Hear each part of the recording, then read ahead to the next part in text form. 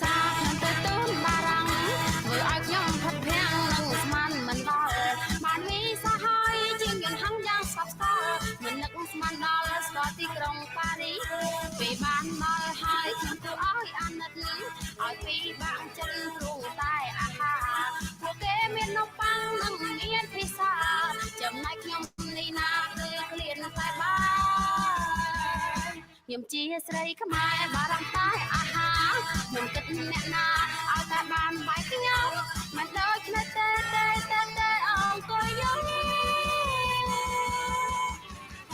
ស្រាប់តែដល់ពេលបាយមកទាំងឡាយរីករាយខ្ញុំគិតធ្វើយ៉ាងណារហូតតែធ្វើរំទុំមកហូបឈ្ងុយឆ្ងាញ់រហូតតែធ្វើរំទុំក្លៀនណាស់ឬខ្ញុំសុំញ៉ាំមុនហើយ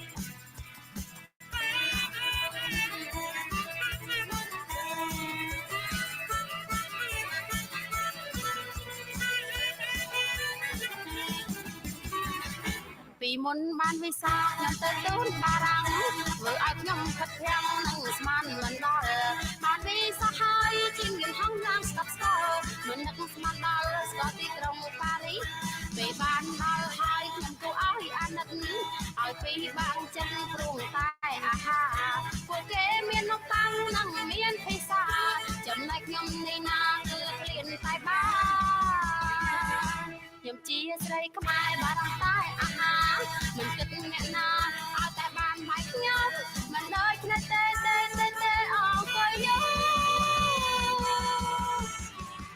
ស្រាប់តែដល់ពេលបាយមកទាំងឡាយរីករាយខ្ញុំគិតធ្វើយ៉ាងណារហូតតែធ្វើរំទុំមកហូបឈ្ងុយឆ្ងាញ់រហូតតែធ្វើរំទុំក្លៀនណាស់ឬខ្ញុំសុំញ៉ាំមុនហើយ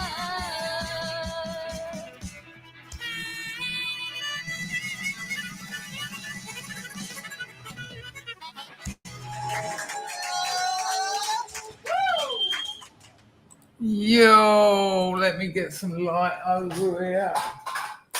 That, I tell you what, fucking great band. The Cambodian Space Project. There you go. Look, JP already said it. And Nate, who has a taste for the things out of this type part of the planet. She died. That song's 12 years old. That's why I thought I might be able to get away with it without getting copyrighted. There was no copyright on the because it's Cambodian, but they're still going. They got a different vocalist, but she was in a car accident. I know that bar that video was filmed in. It was just out on the road where I used to live. But they're worth checking out. Some cracking songs. And what's interesting is, as I was listening to that, I can understand what she's saying. It's quite funny actually. She says, "I fell in love with a barang," which is a European. She said, "All good, treat me nice, treat me like a lady." And then one day he wanted to take me back to Europe for holiday, which was like the most amazing thing she could ever imagine. She got out, took ages to get a visa. It was all about getting a visa. That's what the song's about. Gets out there, got the visa, it's all sorted. But when she got to Europe, there was no rice. The chorus is, "I got a visa, but there's no rice." It's a little bit tongue-in-cheek. I thought I'd try something different. I am whacked. I'm not going to moan about this for longer than I should. I learned something yesterday.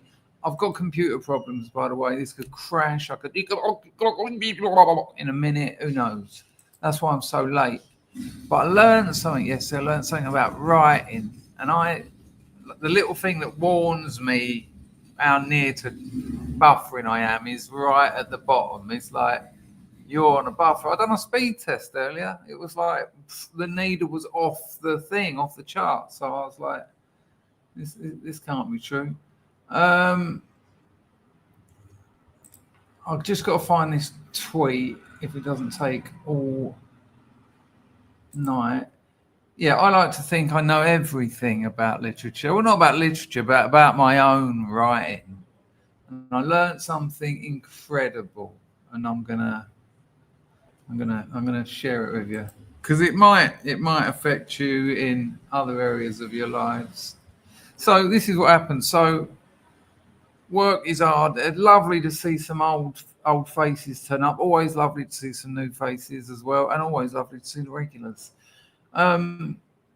Work's hard at the moment. You know, it's hard anyway. That's why it's work. That's why you get paid for it, right? I get that. But when things are going well, it's easy to motivate yourself because you're like, yeah, this is all wicked. I know I've got to write 20 blogs and do all this reach out and all this SEO stuff. We sacked our SEO people, can't afford them anymore. We do that ourselves. Yeah, okay. Yeah, that's easy. Oh, no wonder they were so expensive. But when it ain't going so well, it's hard, even though you should. Oh, no, why is Mega Essex Boy on the phone? Nice to see you, mate. When it's harder, when it ain't going well, you still you're having to put more work in and get less money, essentially. And so that makes it harder. So I've done all that. And then what I tend to do is watch a movie because I don't want to go straight from work to writing. Just do nothing, please, Chris, do nothing. So I'll sit down and just lay back and I'll watch a movie. Last night, I watched The Gorge. If you haven't seen The Gorge, it's not the most amazing film, but it's very watchable. Very watchable. Check out The Gorge. Let me know in the chat if you've seen The Gorge and what you thought of it. Abyssinian, are you Loki? Have you changed your name?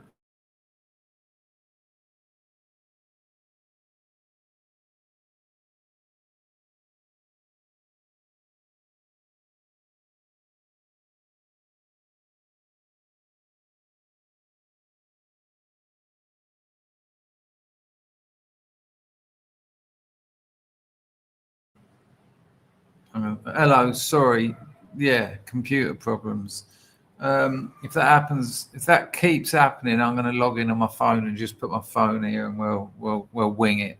But I want to actually look at a Lotus Eaters episode. I will do a live reaction to a Lotus Eaters episode because I think in a way it's quite encouraging and what's going on in England. You know. Anyway, let me get this little story out of the way. So watch the film, and then I've done 4 hours. Solid writing. Now I write pretty fast. 4 hours, I'd have probably written about 15,000 words, but it was structural work as well. So I've done my first draft, but now Lars will probably agree with me in the chat now that structural editing is really dull. It's like actually this bit goes, this whole section, this fifth of the novel. It drags, but there's some good stuff in there. So I'll move that there. I'll move this here. I'll get this subplot bouncing a little bit sooner. So you're not actually editing words as such. You're rejigging things, and you've got like on Scrivener, you've got like little boards that you can save ideas on, and other subplots that you can then bring in, and you know it's tedious structural work. Because once you're doing structural changes, you might refer to something in that bit you've moved sooner in the novel. You might refer to something that happens later if you move it. So you've got to keep an eye on all that. And then it crashed. About 5:30 this morning AM, it just went. Now, Scrivener does auto save, but it's also above me. I'm gonna try and keep this as that makes so much difference. I'll tell you what. Thank the Lord for that fella.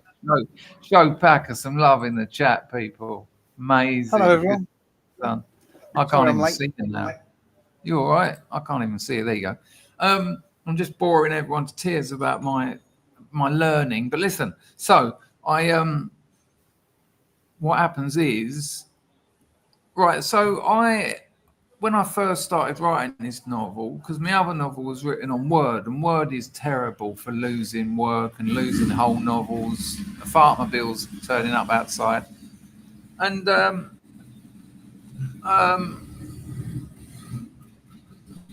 I thought I need backups. And then you look online, and even on the Scrivener official forum, it says, yeah, the backups don't rely on them.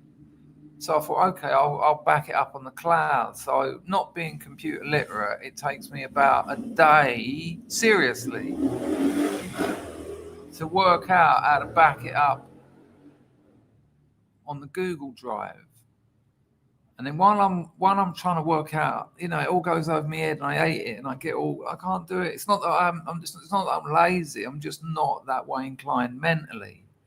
I can write, but maths and all that, and find the RTF file, put that in, unzip that, make a copy of that. I'm like, I don't know how do you do that? And then it just drives you mad, doesn't it? And it drives you mad because there's a solution, but you can't do it. I can't.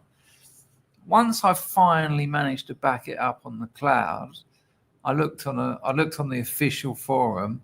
Yeah, cloud backups aren't reliable. I'm like, fuck's sake. So then I done it. Then I backed it up on Dropbox. Same thing. Dropbox is someone said Dropbox is the worst. I've been working on drafts that I was writing a year ago, and I'm just like, oh man. And I got to the end of it, and the end of it is there's no way really of being sure that you won't lose your work. Computers don't work properly. They don't work properly. I mean, people think AI is going to take over the world, and I can't even be sure to keep a 90,000 word document in one piece. What I do now is I resend it to myself after every session, and I back it up on an external hard drive. But of course, that could get wet. It's very humid out here. One day I'll plug that in and it'll go, no.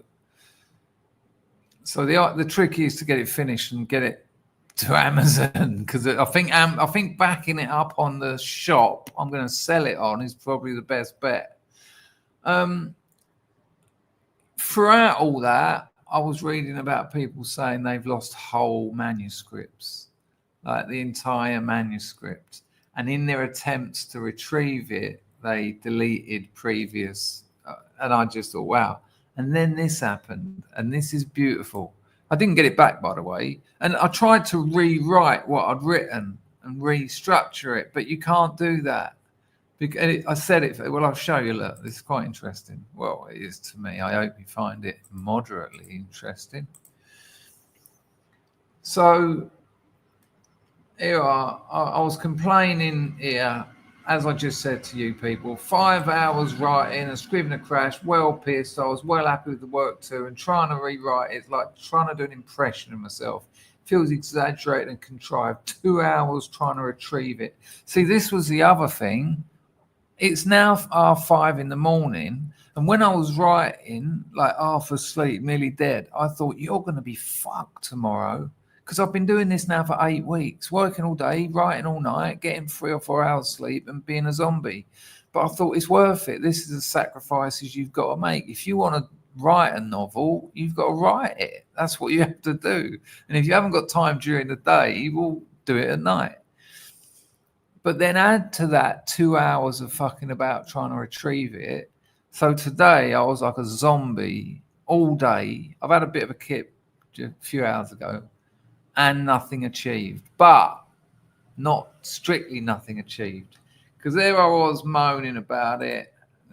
Ended up going to bed at 7 a.m. with less than nothing achieved. I've got to get over it, but wow, am I not happy and knackered with the demands. Like, I've got staff. What's this? How do you do this? When's this? Can you tell me? Like, messages coming through, emails coming through, and I'm like, I just can't concentrate on it all.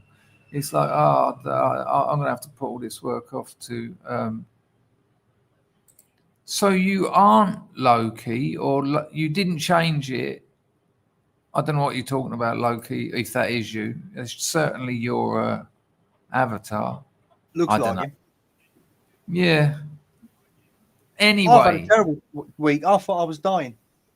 Hang on, we'll get back to that, because it's not as important as my novel. But one geezer says this. Arklow was very kind. But one geezer says this. Geezer Mr. Malark. And it's like a law. It's like a writing law. Any irretrievable loss immediately becomes the best work you've ever done. It's just one of life's rules. And you know what? Think about that, people. There's a couple of writers in the chat, but in anything you do, when I thought about that, I thought, have I lost? Is it that bad? What am I actually angry about? I'm almost chucking my toys out the pram. I've got food, I've got shelter, I've got a 10 years old computer. I've written a novel in 9 weeks. Was it perfect, or would you have looked at it in a week's time, what you'd written and lost, looked at it in a week's time and gone, and redone it anyway? Well, the point being that I like the way he said that as soon as it's irretrievable, it becomes the best you've ever done. And the point is, if I am a writer of any stripe, just write something else. Yeah. And it was like that. It was a good learning session, actually. The fact that you can't get it back, I didn't think of it like that. I didn't think of it in those terms, but it was like that. Oh, that bastard computer has just taken away genius. It's actually removed genius from the world. Well, actually, it removed a little bit of cutting and pasting and some writing about a 14-year-old looking at Kathy Lloyd under his duvet with a torch. And since it's autobiographical, I sort of remember the story. So there's a message, there's a learning there, and I hope you can apply that to your lives too, people. Right. Sorry about this, people, but Packer's going to bore us about nearly dying, but I'll give him a little bit of time. Go on, son, what happened? So I've been ill for a fortnight. I've had a bad stomach. You mentioned it. I won't go into detail, but they say if you've had a bad stomach for a fortnight, you should go to the doctors. Bearing in mind, my mother died of stomach cancer, right? So before you go into, while you're talking about your own death and your family's stomach cancer, Emma, we had a chat. We done one of our members' chats the other day, and Packer broke the rules and put the camera on at that angle. And I was like, what's this? Is this Packer's bedroom? Is it like the secret YouTube life of Packer? And that's actually his living room, just from a different angle. It's amazing what a little... Just move the table, move the camera. It's amazing, isn't it, Emma? Sorry, Packer, you did once say to me that it's impossible to get a word in, and this is your actual dying story, so please continue. Yeah, so I started to get really worried, and then I went to try and get an appointment at the doctor's, and that's just a piss take, isn't it? So I ring up in the morning, and they say, well, the doctor's going to triage the list of people that have rung in, and then we'll give you a call back. So I went in at the end of the day, not having. Hang on, that's really what it is. You call them. Yeah, you can do it online, right? But it's the same thing. You used to speak to the receptionist and tell her what was wrong, and she would tell the doctor and get you an appointment. And it would just be like you'd go in, yeah. You'd go into a building. Yeah, now everybody rings up, right, and tells them what's wrong with them, and then the doctor looks at the list of everything that's wrong with everybody, and he chooses who he's going to see that day. And they ring you back. You're essentially diagnosing yourself, and the doctor's basing your priority, the triage, on your diagnosis of your symptoms. Or in this case, my conversation with the receptionist, and I didn't get a call back. Doing a GP's job. Wow. Okay, so go on. You didn't get a call back. Yeah, so I started feeling worse and worse and worse. And by this time, sorry, Pack. When you say worse and worse, you mean what? Like angry because of the doctors, or your stomach was getting worse and worse? Ill and stressed. Okay, which doesn't help. And I haven't eaten at this point for about 3 or 4 days, and I'm passing nothing but water, and I think I'm dying. So I go down to A&E. Yeah, why not? Rock up there at an hospital and rock up there, and I sat there for 2 or 3 hours, passing out in the chair. Anyway, eventually the doctor saw me, laid me down on the fucking table, had a good feel about it and everything, and just went, "No, you're not dying. You've just got really bad gastroenteritis. You'll be all right. You need to." What is that? It's just a gut infection. Stomach flu, yeah. She says it's like just a It's a virus. So Well, now you've told me you're going to be all right. Hello, Joan. How are you, darling? I'm on magnesium and stuff like that. But I was so stressed I was going to die. Yeah, of course. Because people our age are dropping like flies, aren't they? Yeah. I'm like, oh, this is it, but it ain't. Nothing to do with your diet? No, I asked him about that, and because he was saying to me, well, you need to, eat some sugar and stuff like that for some energy. I'm like, well, I'm carnivore. And he said, well, fair enough, but you need to now because you need it for the energy because, your body's not doing what it's supposed to right at this minute. So fair enough. I've took his advice. So, okay, that makes sense. Because you're real, you just need like a little boost or something. I bet you're loving it, aren't you? But you're loving that sugar. I bet you're loving that. Lady, snorting it. Go down to Boots and get some 1 meals. That'll go lovely intravenous. Lady Glass of Glossa says, "Glad you're not dead, Packer." Yeah, me and all. Yeah, I think everyone is. No one was as happy on the drive home as me. I thought I was going to go in there and like they was going to rush me in and start cutting me open and finding lumps of stuff and give me a stoma bag and all that sort of shit. If I woke up, I thought, happy day. Doc Shelley's had stomachache since 1991. It's funny, actually, Doc. People say that intermittent fasting is good for you. Well, that's probably why I'm so fit and healthy, because I've been doing that since I was about 2. I've had days without eating all my life. Well, I'm glad you feeling better, I take it. Yeah, I've still got gut rot, but now I don't think it's killing me. It's much less of a worry. Did they give you an intravenous sugar hit? Sorry? Did they give you any IV sugar? I think that's what Philip's asking. No, just me being a tit. This is Bags is wondering whether it might be the fact that you're an alcoholic.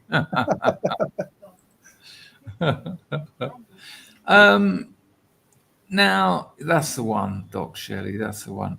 Now, can I just get the grift out of the way, please, people? Because when you donate, I feel better. Entropy and biomet. Where's the fucking? Yeah, Packer's about to indicate a QR code. Go on, son, first time.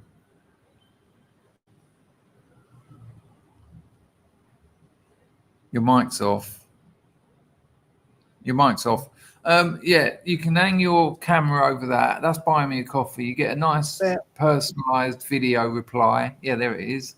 And they take the least money. Entropy is also good. And then you've got super chat down the bottom. I keep an eye on those. Soda Packer.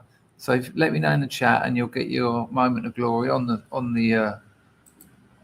stage. And I would like some donations. That'd be lovely. It would be lovely. What else have I got to say? I've got something. What's going on here? There's something else I've got to say. Why?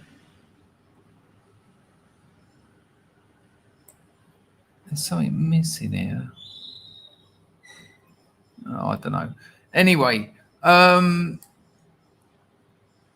we're going to look at a Lotus Eaters video. We're going to do a live reaction to it, which might be difficult. Well, because I'm having computer problems. It's already telling me any minute now it's going to. We'll just get on with it. Now, when we had that stream with the iconoclast the other day, we kind of went off topic a little bit, but I think pretty much everyone in this chat has. Hang on, before we get there, I think get rid of the NHS. I think privatise medicine, pay for it. I think the free market will make sure if you pay for medicine, and the massive amount of tax money that goes into the NHS is actually taken out of your tax bills. So they work out how much it is. Let's see how much it is, shall we? Let's just have a rough. Stick some guesses in the chat, people. How much do you reckon the NHS costs a year?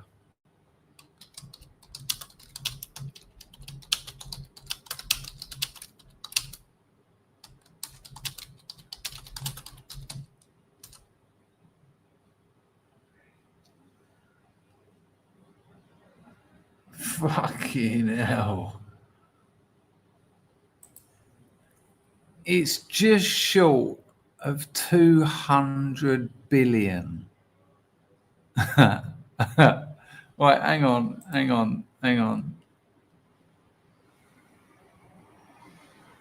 I put 200 million. I thought I was bang on for a second. It's going to go up to 205 billion this year. Right, hang on. Oh, hang on. There's an addition. They're going to add it anyway. Right, hang on. Yeah.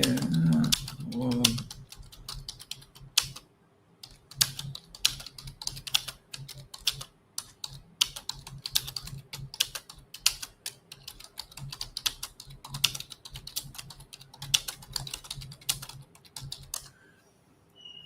yeah, don't give me that. Something went wrong when I asked that question, Mush. That's a bit sketch. Hang on, it says, I've never seen that before. Thinking longer to get a better answer. Yeah, all right. I'm going to click on get a quick answer. No, I'm going to let that roll, actually. So all of my point being, right, out here, there's no welfare. There's no NHS. They do this thing called Bouzaza or something like that. I'm sure you don't pronounce it like that. And it's essentially medical insurance. You chip in like $5 a month. And then if you ever need it, you get, I think you get it half price or something.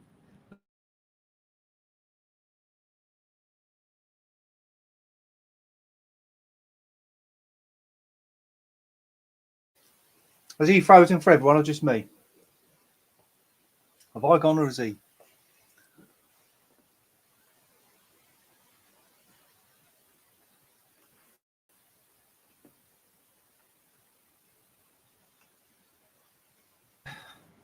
Sorry, people. Sorry, people. It might be worth rebooting my thing. I don't know. If it happens again, I'm going to reboot my, what's it called? What's it called? Pack of the thing on the wall with the 4 things that stick out of it. Your thing box. The internet. That's the one. I might have to reboot. Might have to reroute your router or reroute your router. I think he's gone again. Brilliant. So it's just me in quite a bit of silence now then. Make some suggestions in the chat and I'll try and pass comment maybe.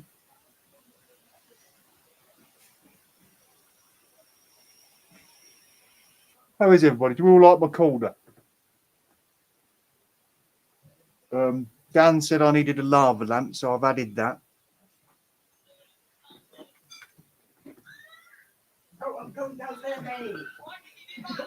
Oh, hang on. I've just been raided by the sun. I'm not showing the rest of my room, John. It's a fucking tip. It took us all last Saturday to turn it around the way it is. It now functions so that when I leave the room and come in again, I'm not walking in front of the telly in front of everybody else, and they're not doing it to me either. So that's quite nice.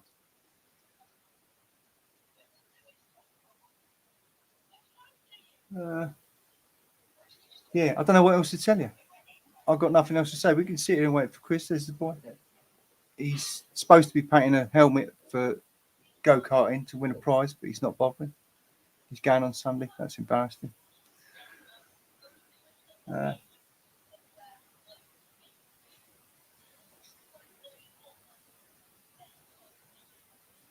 thank you for saying it looks nice. I thought, because before you were just looking at my ceiling, weren't you? And it's crap.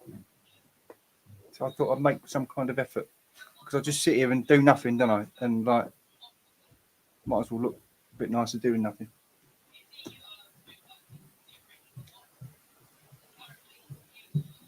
Yeah, sorry, John. Yeah, it's only a little design one to design a racing helmet. So I come up with the ingenious idea of using nail varnishes to paint it, so that you get all different colours and glitter and stuff like that. I don't think everybody would have thunk of that. Same idea I had with the pickle that I got from Dave. Yeah, I'm really sorry, everybody. I bet we're losing fucking viewers hand over fist here, aren't we? But, you know, what can I tell you? He will be back, probably. Or he might just be effing at his computer in his room.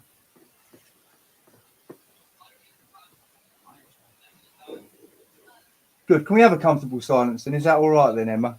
Thanks.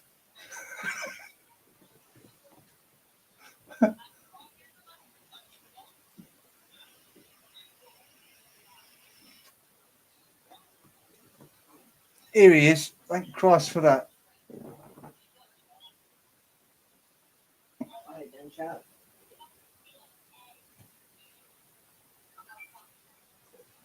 No, he's trying.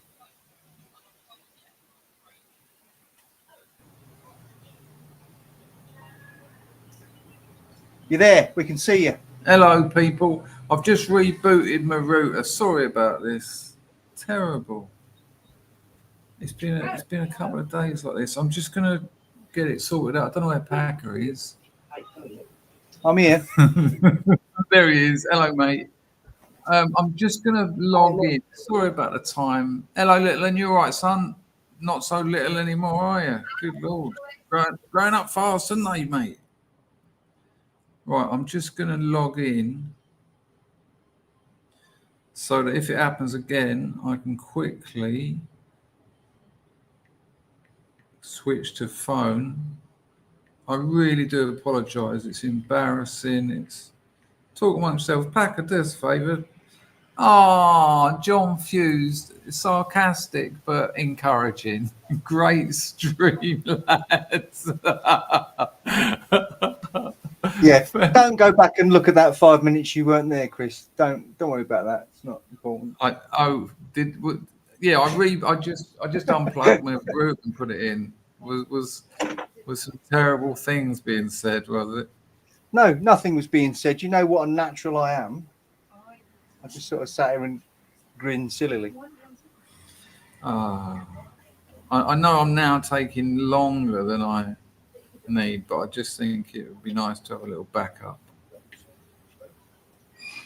Oh, thanks for not sending me the code to log in. I'll just see if that happens to turn up. Anyway, thank you, John. That's much appreciated. Hello, Two-Fist. How are you, son? Nice to see you. Mega City Rap Patrol's on the firm, which is lovely. JP, the Sailor Man, has accused you or elevated you to captain of the ship. I mean, I think that's a compliment. I'm just going to move this over here so I can keep an eye on the story donations, because I don't want people to donate. If you donate over on Buy Me a Coffee or on Entropy, let me know in the chat, and then Packer will see it. Can you believe it? I'm having so many problems here. Anyway, right, here we go. I'm gonna do my best to react to this. So there's a little intro. So on the stream with the iconoclast, what I really wanted to get at, and I felt like we didn't, was, is something really happening in the UK at the moment? Now, I'm going to say England from now on, because that's what I've seen more of. Now, we've been around these parts almost a decade. We've been around these parts for almost a decade, right? And there's been many times where we've said people are waking up. People, they're really waking up now. This is it. And then, like a week or a month later, they seem to have gone back into their shells. And then after a few of those, it was like, we need them to wake up, but we also need them to get busy. And then there was the whole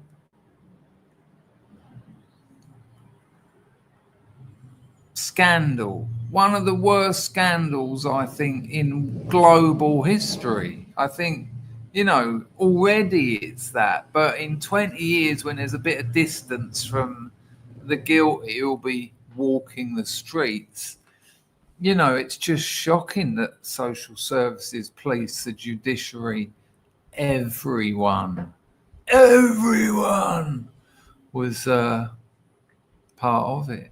Kept their heads down. Didn't want people to feel like they were calling them racist. It's just shocking. And that didn't happen. Manchester, deliberately targeting breeders. That was said. They targeted an auditorium full of future breeders. It's tactical warfare. Right, I'm just gonna.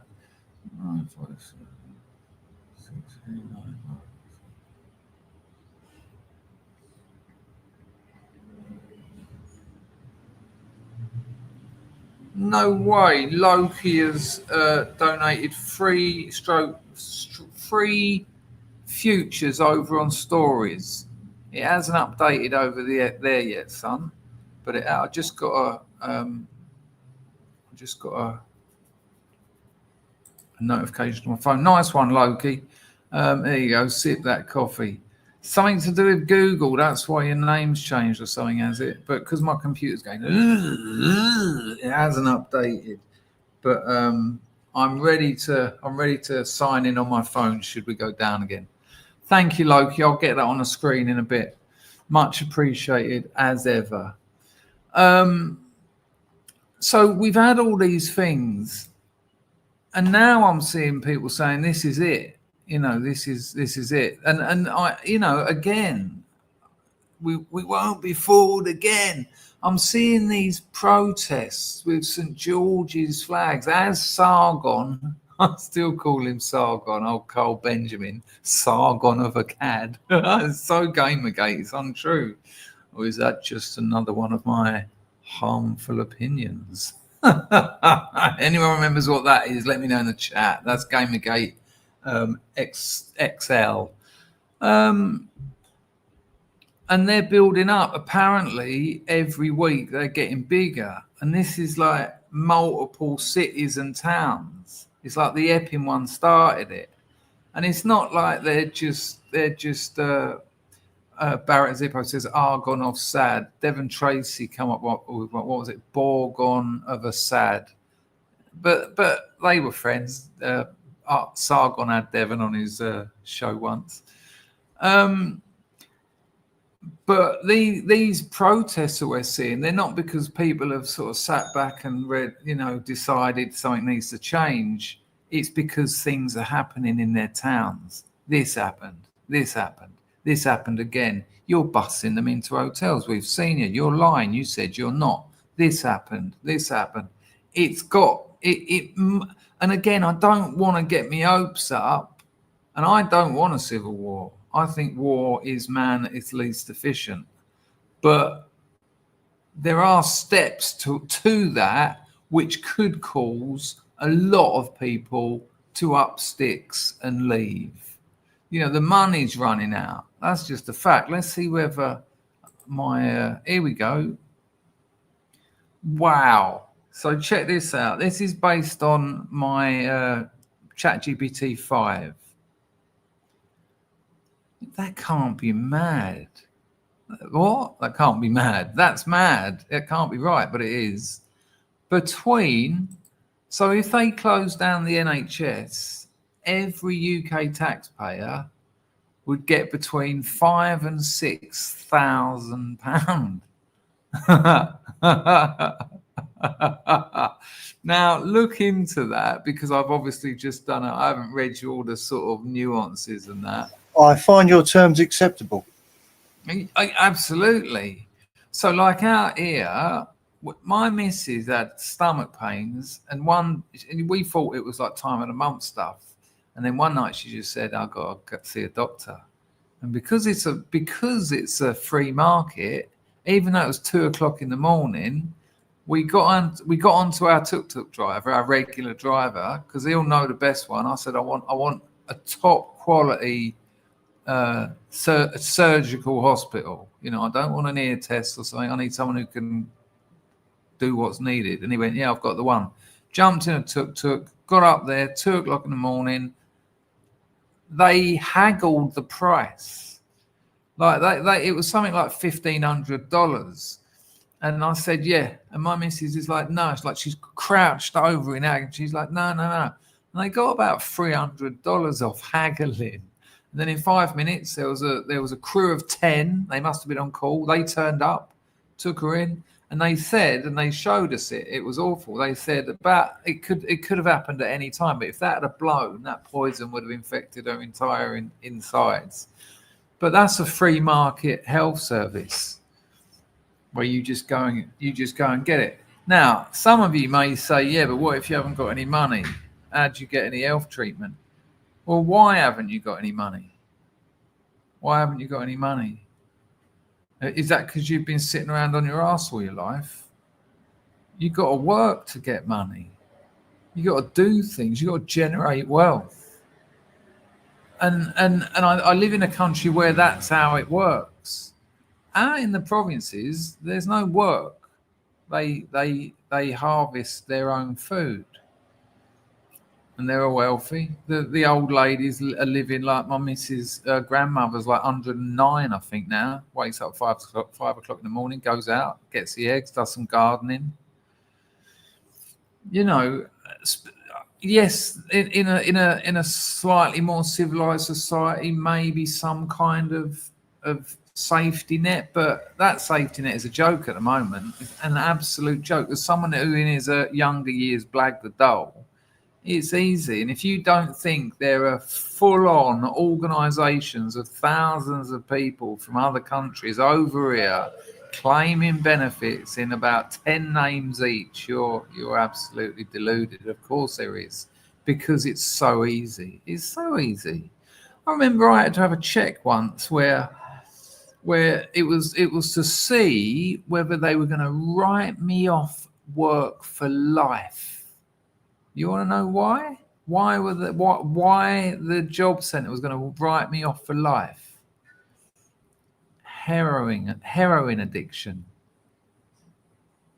And all I had to do was prove that it was causing me problems. So I spent the whole night up on sulfate deliberately to jangle me. I walked in there. I'm sitting down. He went, right. He went, can you touch the floor? And I just put my hand down. He went, no, I mean standing up. And then he was like, these were the questions. He said, have you got friends? I was like, no. He went, have you got a social life? I was like, no. It's just lies, you know. I had a very nice house. I had a very nice apartment in Leeds, believe it or not. You know, I was doing a master's degree. And I was claiming benefits from like 4 different benefit centres and housing benefit and renting houses out on those. I'm not proud of all that, but it's just so easy.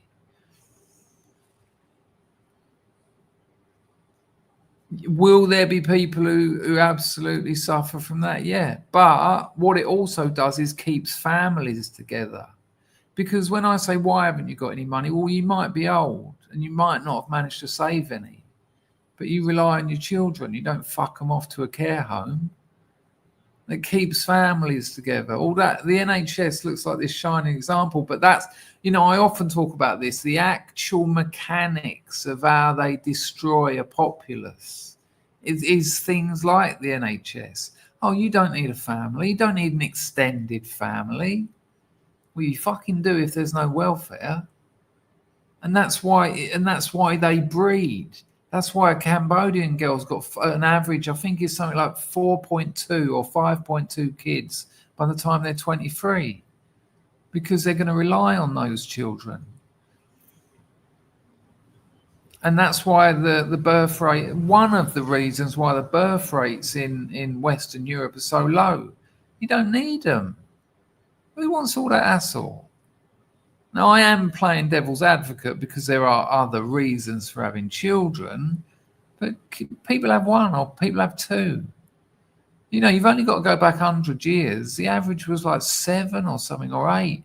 Look at the Catholics. They weren't stupid banning contraception. No, we need our people to fucking breed.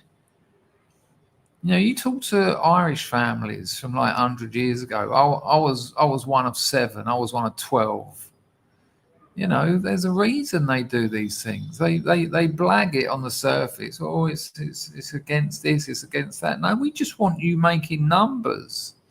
And so welfare and the NHS and all these things, they're part of the actual physical mechanisms of how they've pulled us apart.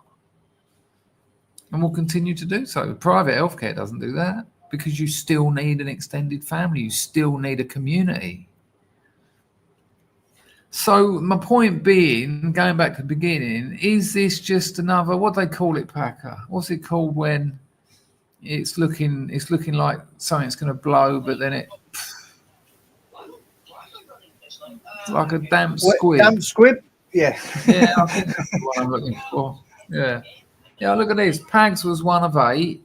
Toffee is one of 12. His dad's one of 14. Both of JP's parents had 5 or 6 siblings. Look at just those 3 on the trot. You know, and then the nuclear family. My mum was one of 6. Yeah. It's mad. Willow said 1 in the chat if you didn't rattle your pants for the NHS. I mean, that just sickened me, that did. You know, people should have large families. I mean, I've told my missus, I said, once we've got that security of a house, they're coming out.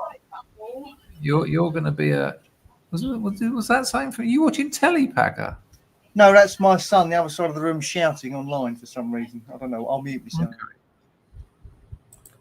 Willow's ex-wife's dad was one of 18. I mean, that, you know, I do certainly think that I think people should have 5 or 6 kids. I think they should. And if I had my time again, I would. That's what I'd do. I'd wait till I was about my age.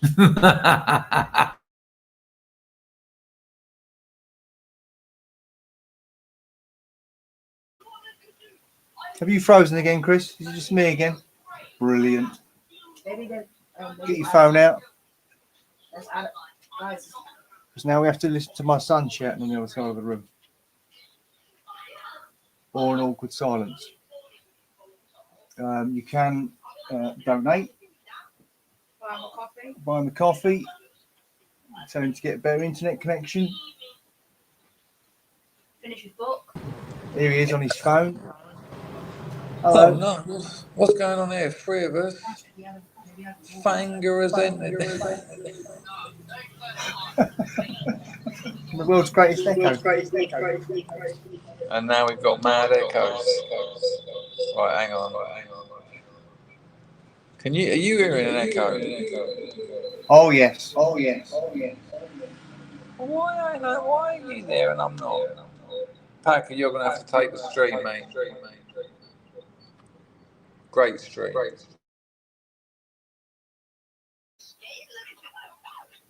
Oh well. Is that picture as deformed for you as it is for me?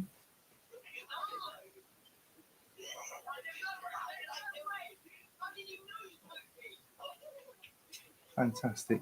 Right. Oh, hang on. Oh, I'm back. Am I back? Yep. How do I get rid of me? I quite like that. I think you should stay. You like Fanger there, do you? All right. Well, we'll keep him there then. Yeah, it is bothering very me. deformed. Well, okay. I can't believe we've still got 80 people here. Anyway, have loads of kids, people, and tell your kids to have loads of kids. Let's get into this stream. Now, obviously, not managing to even just have me and Packer on the screen would suggest a video is going to be even more difficult. Before we go there, let me know in the chat, is something happening out there? Is something happening that's going to snowball? Are you encouraged by it? Or do you feel like it's just going to be another fart in the wind? And in a few months, we'll be back to where we were before all these sort of organic protests. Let me know. John, I'm not really sure what no, you what as in you think it's nothing. You're not, you just think it's another, nothing's going to happen. There you go. Okay, so another is a damp squib. I think Not even if it happening. isn't nothing, it's still a step in the right direction, isn't it? Hello, More people are Leon. seeing this is going worldwide, isn't it? What's the 13th? Is that Tommy Robinson's millions of people in London or something? Yeah, you know what, Buster Brook, I have noticed that as well, and that's really important because traditionally, historically, that's what the family was about, wasn't it? The women had children, and the men protected the women and children. And women aren't going out. I've seen so many videos of women complaining they don't feel safe anywhere, and that really changes things because women have an incredible amount of power when it comes to the Overton window, and and the cultural kind of landscape that we live in. Hello, Bobby. Bobby says the next month will tell, depending on if the government go full ham on protesters and online. But if they did, that might actually put fuel on the fire. Do you know what I mean? If they actually start clamping down on your, and they already are clamping down on your right to, legal protest. I don't know. Crusher Grape thinks it's got potential. Nate reckons there'll be a huge backlash when reform. Reform. Have you seen the amount of Muslims in his cabinet? It's like what? I think you're misreading the public a little bit there, son.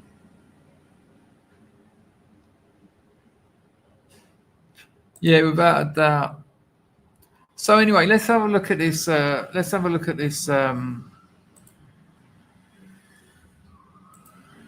This video by Lotus Eaters, and we'll react to it because they look at a few of these things. Roll the VT as if this is going to work. It might do. It might be right. The old internet might have sorted itself out by now. I'm not being warned. So here we go. We'll have to get past it. They do a bit of advertising at the beginning, which is a bit of a shame. Oh, I've got another donation. I don't believe it. Leon, you beauty. Leon says, only person who's got the bottle to start anything is me, and I'm a gay. UK blokes are less than gay. Go for it, Leon. I don't know. I haven't got a clue what that means. You're the only person who's got the bottle to start anything. Gay, I think he means. No, Leon's as bad as they come, mate. Yeah, but UK men are not even gay. Like, not even 9. Kind of a way. I've done it again, and I'll shut up. No, I appreciate it. Barrett's talking about the exposure of reform recently. It might be quite good for them to get in to watch it all come tumbling down, and that might start something. I don't know. Thank you, Leon, regardless of the misunderstanding or whatever. Earl Dormand of Leicestershire, excuse my pronunciation, the Overton window has certainly shifted in our direction and people are starting to notice, but these protests will probably fizzle out in the autumn. Yeah, I thought maybe going to see people getting together to talk about getting together. Yeah, there is a bit of that there. John Fuse is thinking it is good. Bobby Wants to Know says he's gay. Our women are absolutely sacred. Women are sacred. Latus wants me to get on with the reaction. Good call, Latus. I just wanted to. I try and get comments in the chat, not just paid ones, because it's nice. Right, here we go. Let's roll VT. Let me know you can hear and see. There's something of a quiet revolution happening in Britain at the moment. Right, so straight away, there you go. I'm going to play that again. Did you hear what he said? There's no echo or anything, is there? Listen to our... actually, Glass says something interesting. Every now and again, they like to give us the impression that we can have an effect on things, but only for a little while. And JP seems to agree with that. John, hello, John. John says there will be an event that can't be contained, then the pressure valve goes off. Okay, but listen to what Sargon opens this video with. So there's something of a quiet revolution happening in Britain at the moment. I mean, that's not encrypted, is it? That's not a vague comment. There's something of a quiet revolution going on. Historically, to actually enact a revolution, there's different people have said different things, but numbers come in between. I think it's about 3% of the population, because you've got to remember, again, you're looking at fighting age men essentially, unless it's going full guerrilla. 3% and 9%, and that's enough to get the ball rolling. And so Sargon says there's a quiet revolution going on. Is he grifting? Is he trying to make us watch his show? But anyway, there's some cracking content on this. And it's that kind of very British, particularly English, I've had enough of this, and I've decided it's just non-compliance from here on out. I've decided that the authorities have lost all respect, and I've decided that I'm not going to properly engage with them. And in fact, I'm going to do everything I can in those very small but tangible ways to undermine the system itself. And this is happening all over the country, as far as I can tell, because it seems that something of a critical consciousness is arising in the English, where they realize, oh, right. So this is how it's going to be forever, and there's no end in sight. Well, I have to do something, right? And it begins in really small things. But he says that in the video, Willow. There's a poll in the video where it looks like 1 in 5 English people say they would take to the streets and engage in whatever, were it to come to that. And it's also mentioned that that's just the 1 in 5 that admitted to it. It ends with people having quite radical statements, which of course we don't endorse. But anyway, before we begin, go and get Islander 4. It is amazing, of course, and while stocks line all right. system. And if Nate, if you as a white Englishman were to go and rob a shop, the cops would be on you before you got out. So I wasn't aware of this until recently. I've obviously seen it going on in America, but apparently now in England, you can rob shops. I mean, let me know in the chat if you've seen this in your area. Can you just go into a shop and shoplift and they can't do anything about it? I mean, it's just ridiculous. Absolutely ridiculous. I just want to pop this up here because it's deserved. Loki La bought 3 futures over on Buy Me a Coffee. I hate the new name structure. Fuck Google. Have some cash. I don't know anything about it. I don't know what they've done. I don't know what's happening, Loki. But fair play to that. Much appreciated. Hope you're doing well. But yeah, look at this. This is from the Telegraph. Don't put expensive items at the front of your shop. Labour, the government, the state are telling shopkeepers not to put expensive items at the front of your shops. What? Because people are going to steal them. You just get a security guard, don't you? And if they steal them, you get them to the ground because they've broken the law, and you call the police. That's how it was meant to work, wasn't it? But apparently not anymore. Saw a video of a bloke today in Birmingham, and there was 3 security guards outside the Barclays Bank on the high street. Wow, what? Just general security, all day security? Yeah, just a normal high street, a normal Barclays, 3 security standing outside the Barclays Bank. Wow. Mr. Bontoft, hello, son. He says 2 in 10 people are on SSRI drugs. I think you'll find it's a lot higher than that. In any given year, 1 in 5 people in the UK are being medicated for a so-called mental illness. And you know what I believe about mental illnesses? Yeah, that's proper soma.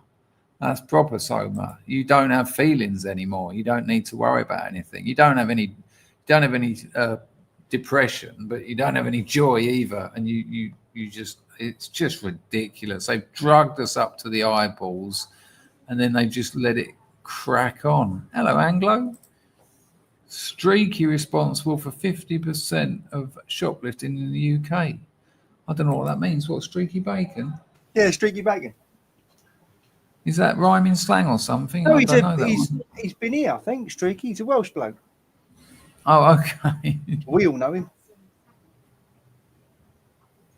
Hello, Spanish Chicken. Good to see you. Spanish Chicken says it's because white people want their money out of the banks. Is my missus, because of my light here, I can't see my missus. Hello, love. Shutting the door. She's had enough of that. Right. So anyway, so you can just nick things now. I mean, that is the start of the end, I'm afraid. There'll be no high streets left anymore. It will be boozers, cafes, anything that you can't just pick up and steal. And it'll all go online. I mean, buy stocks in Amazon. Oh, while we're talking of stocks, every stock I've called on this platform has done remarkably well. And I've got the receipts. You can go back and watch the videos. Now, this is not financial advice. Do your due diligence. I'm not a financial advisor.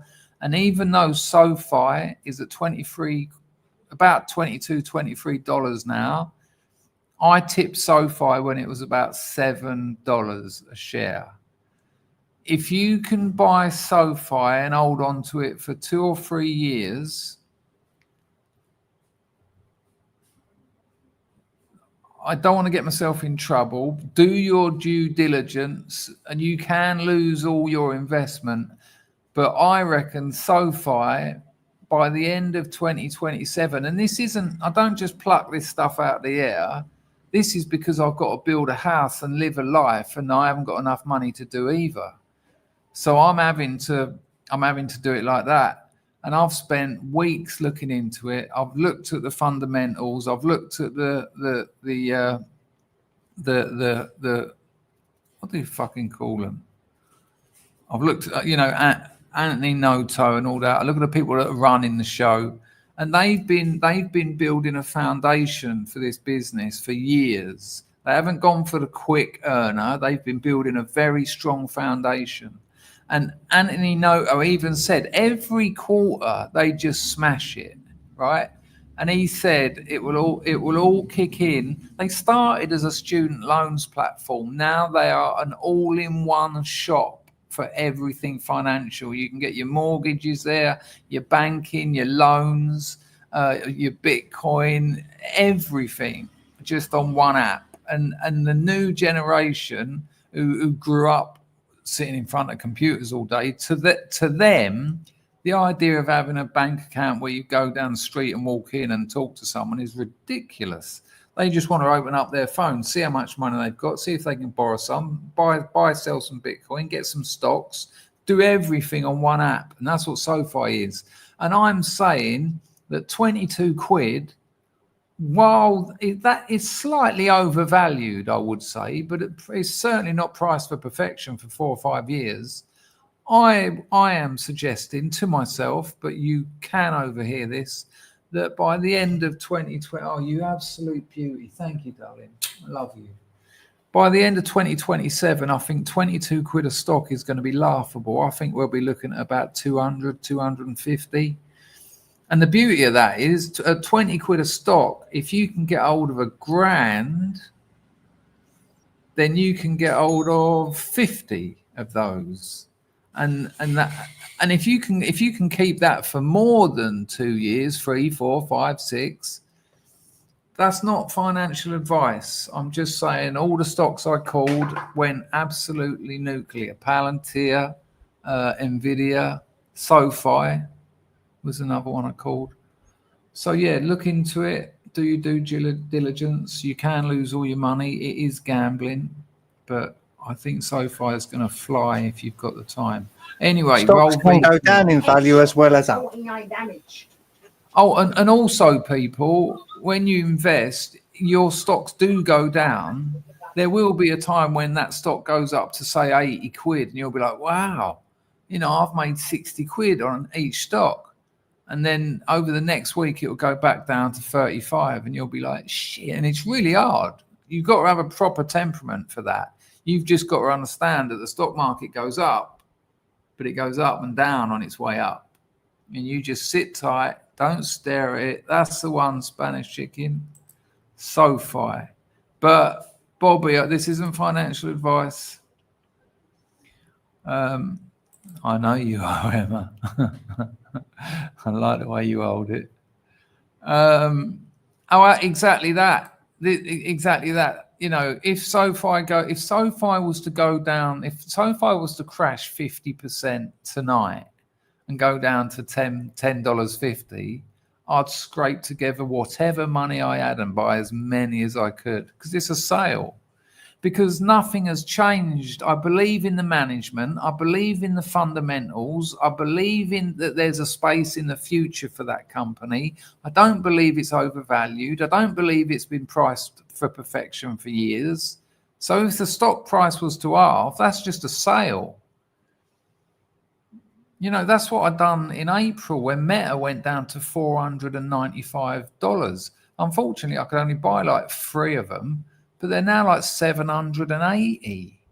So that's a tickle, and that's like just over $1,000. Anyway, let's get back to this. But I just felt I wanted to mention that. Look into it. Look into it. Out the door, right? However, we also know that if you're an urban youth, then you can just film yourself on TikTok every single day, walking into a Greg's or walking into wherever and just stealing, and no one cares. And everyone's just like, well, that's just part and parcel of living in a modern, diverse society. I think they call it pulling a Mizzy. I think it's worse than that, actually. Mizzy was like obnoxious and walking into people's homes, but like this is proper theft, right?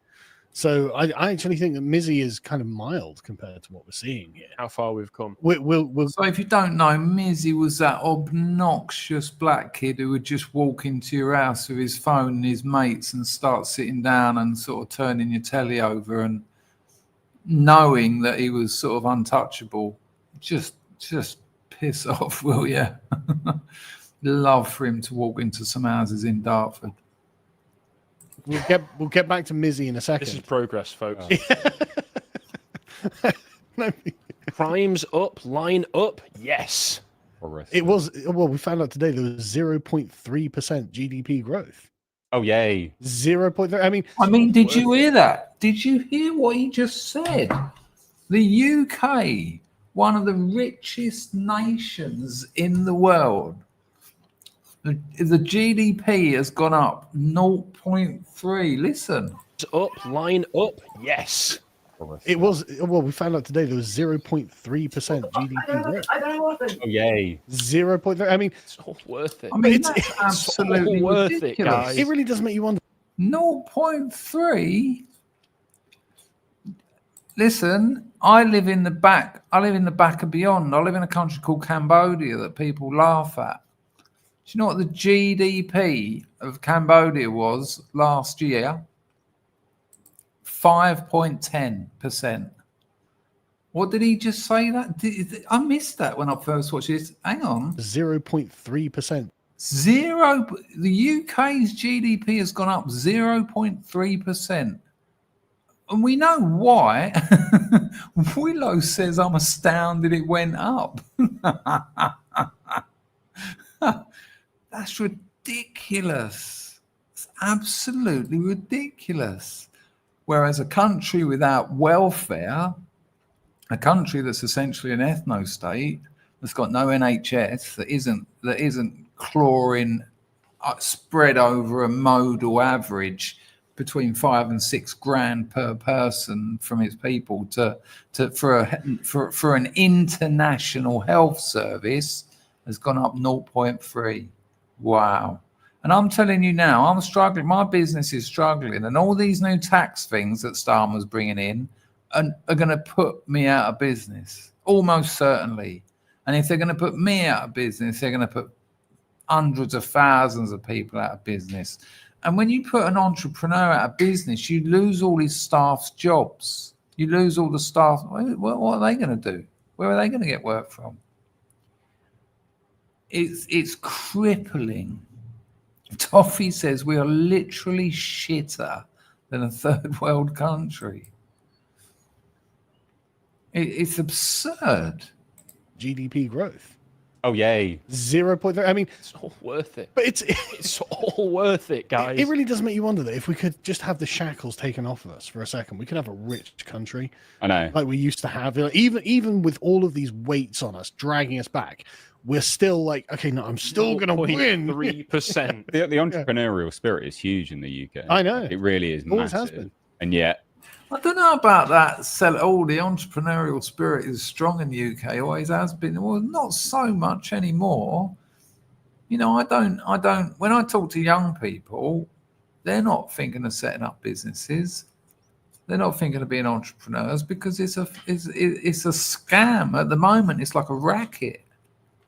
Here we are. we're just lumbered with Yeah. detritus. Well, we're lumbered with this. I mean, if you were thinking about opening a shop, well, as Labour have told you, don't put the expensive items at the front of your shop because Don't advertise the good stuff. yeah, exactly. No, it's literally it.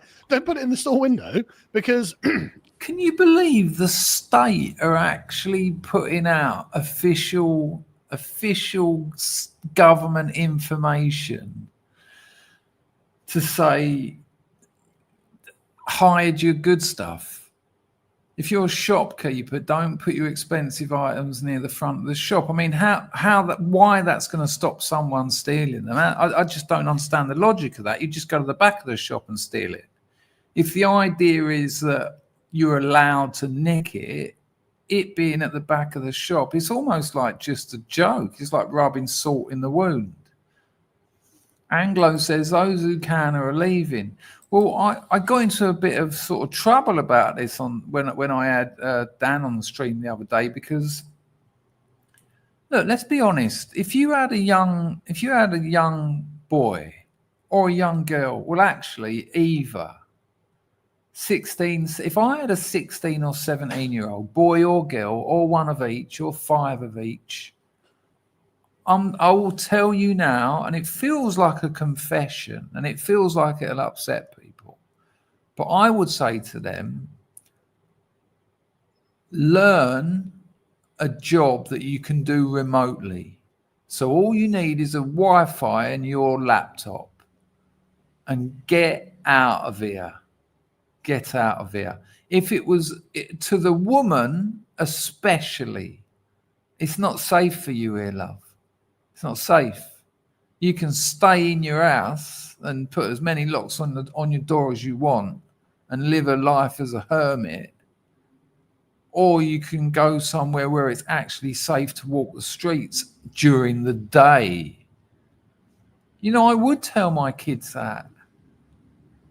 And yes, there's people, and I get it. No, this is my blood and soil. I'm going to fight until the end. I don't want my kids having to do that. Not if they don't have to. I'd want them to get out. I'd want them to go somewhere where things are better, because they only get one life. a pack of urban youths will probably come around and nick it, right? He keeps saying urban. Do we think that's a code word? And that's not good for, you know, businesses. But anyway, so you've got that on one side being the general theme of the authorities is it's out of our hands, not a lot we can do about it. You need to basically take precautions. And then on the other side, you've got this. So I'm just going to summarize. Right, so this one, mind-blowing. Barrett Zippo said, but if we leave, Tim will be forced to fight on the front lines with broomsticks for rifle butts. Okay, it's a good joke, but Tim's a good lad.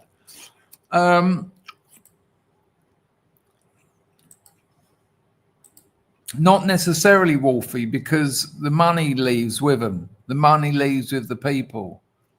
You know, they take their money, they work remotely. Who's going to pay taxes? Why are they going to hang around? That's when they all start fucking off back to where they come from. And then you can go back and start rebuilding a country again with some slightly different rules. For instance, this isn't an international health service. You can't just come in here illegally and get a £500 a night hotel. You know, just some simple basic rules. This is nuts. So you know, in the gym, there's a load of TikTokers that go to the gym dressed in their underwear, and they've got about 10 people with cameras, and if they catch one bloke even point their head in their direction, they run over and go, "Can't I even do my workout with you perving over me?" And there's just some bloke like, what, eh? You were in my line of sight. Well, the British police decided to do it. They got two of their more easy on the eye officers. They strapped them up in sexy little outfits and sent them out running. And then anyone who went, "Oi, oi," or give them a whistle, got done. It was a setup. It was a setup. Well, Wolfie, it'll be okay. Fair play. Well, you know, let's see how that goes. Let's see how that goes for you. And I wish you well. I'm just saying, if I had kids, I would tell them to get out. I mean, look at this. Look at the state of this. Check this out. This is worthy of an entire segment all on its own, but I'm going to summarize this, right? Because this is real, and it's genuinely the sort of thing that, like, Cunley Druckper is best positioned to satirize. So there was a video that came out the other day that I honestly thought was a sort of brass eye satire. I thought it was a joke. I didn't realize it was real. If I see those two birds running long past me, 100% I'd go, "Morning, ladies." I would. They're a nice couple of birds. And then you nicked. Wow. Wow. I went searching for it and I couldn't find it again, so I genuinely thought, oh, it's just fake. No, apparently it's genuinely real. So, as you can see, British cops wore jogging outfits to elicit catcalls and then arrested some men who hit on them. In the video, they pointed out the men hadn't actually done anything illegal. They're not broken. Before we move on, if you have a look at the YouTube page you're watching, have a look at the URL of this stream. Look at at the end of the URL, it says crappy. They weren't wrong, were they? Can you see it up in the URL bar? It says crappy. You know, you get those like random words, numbers, and letters at the end of the URL. It says crappy. And in fairness, the first 20 minutes of the stream were. Anyway, let's watch this honey. What do they call it? A honey trap, innit? Any law? No. Yeah, Packer says nowhere near the hotels, though. Yeah, that's it, John. It says that. It's incredible, huh? Thanks, YouTube. A bit of NLP there. But we need to. Oh, we've got that one coming up as well, Mr. Bontoft. They took some geezer's electric skateboard away for not and put 6 points on the driving license that he doesn't have. Press it. Yeah, it needed to be addressed. And so obviously you've just got the meme. It's like, shy guy struggles with women, sees cute girls jogging by my house every day, finally work up the confidence to speak to them. Hey, love your dedication, looking fit. They stop and talk to the radio, all units. Sirens blare as police cars suddenly pull up around me, get arrested. That's not even a misrepresentation of what has happened here. Yeah. Right? That's actually, so this is doing police doing stupid 2015 feminism. So, oh no, I'm being catcalled. I think we're a bit further on. You know, It's proper Anita Kasparian sort of stuff, isn't it? It's ridiculous. even as they were calling it in, they loved. Of course they did. They loved that someone was hitting on them. You get validation, and you get to exercise illegal or They're not great toffee, but they're better than most, old Bill. within their the small slice of the population we're looking at. Willow says if they get accosted by migrants, they'd have to arrest themselves. That is a great call. It's a great call. You're on fire tonight, Willow. appropriate authority. So what these Rob. police women have done is pull a gym TikTok catfish. Yes. Right there. On the public. On the public. You're not even in the gym. You know how the gym thots would wear the really tight shorts to show off their arses? She's literally doing it there. Film themselves, and then if they caught any man in the background just taking a quick look, that was it. Your life was over. That's this, except it's the British police doing it to shy young men. Not even gym bros. Yeah, it's so comical. It's hard to believe. But the thing is, and it's worrying because I wonder whether you end up on some kind of list. I mean, do you end up on a list that says you harass women in public? I mean, do you get some kind of warning? What happens to you when your employer finds out? And then you know what office politics are like. Oh, and local Facebook groups. Oh, did you hear about old Jim Smith the other day? No, he got arrested harassing women in the street. I mean, that's what it'll be, the old Chinese whispers. It will go from it was a honey trap set up by the old Bill to he got arrested for harassing women in the street. Yes, exactly that, Rob. All men bad narrative. Yeah, the Anita Kasparian. It's fucking ridiculous. It gets worse. Oh, yeah, saw this as well. Have you ever had a £300 fine and points? Right, so really, I'll let this one play because it's just nuts. On your non-existent driver's license for riding your skateboard? And further to that, we're going to impound it until you can... Oh, yeah. Well, how about... Well, watch the video. Okay. The guy explains it because it's just... believe it. It's just ridiculous. I couldn't believe it. £100 fine for no insurance, and 6 penalty points on the UK driving licence that you don't have. And that would obviously, like, if you applied for a UK driving licence, you would start with 6 points on that driving licence. I'm sorry, I said I wasn't going to interrupt it, but just listen to that copper. Imagine being that bloke saying that. We're putting 6 points on your UK driving licence that you don't have. What? What, eh? Are you real? Are you a simulator? Are you a robot? Is there something wrong with your program? Is your operating system going down the pan? Listen to it again. No insurance. The guy explains it because it's just believe it. It's just ridiculous. I couldn't believe it. £100 fine for no insurance, and 6 penalty points on the UK driving licence that you don't have. And that would obviously, like, if you applied for a UK driving licence, you would start with 6 points on that driving licence. Okay, so that's that part out of the way. So if I apply for a UK driver license, this is going to affect. I'm going to have points even before getting the. If you apply for it in the next 3 to 4 years, they will still give you a license. Yes. 6 in the first 2 years is an automatic ban. For a skateboard officer, I can't believe it. I'm really sorry if I. But did you hear that little bit? So 6 points in the first 2 years is an automatic ban. So if he applies for a driving license, he gets it, then he gets his 6 points, then he gets an automatic ban. What the fuck is going on? Really? How could you do that job? How could you do it? Something wrong. Like I didn't know that where my skateboard was. Can you solve that question, basically? We'll do all I'll this. go on to the next bit, and then we can get you on your way and get you to a meeting. Okay, so as you told you, You know your what? I vehicle's been... really hate the way these coppers, they talk as if, it's something to worry about. We're just absolutely trampling on your freedoms. We're taking the piss. This is a revenue generating scheme. We had people above us saying, if you see people pushing, I remember when I was a skater. Yep, there's a weird bit of my history, but I used to skate. And the laws that they brought in to stop skaters, it turned out that also included baby buggies, because it all fit into the same thing. A moving item carrying a human with 4 wheels, and well, that's a pram. That's also a pram. It's just, we'll just get this out of the way so we can let you get on your way.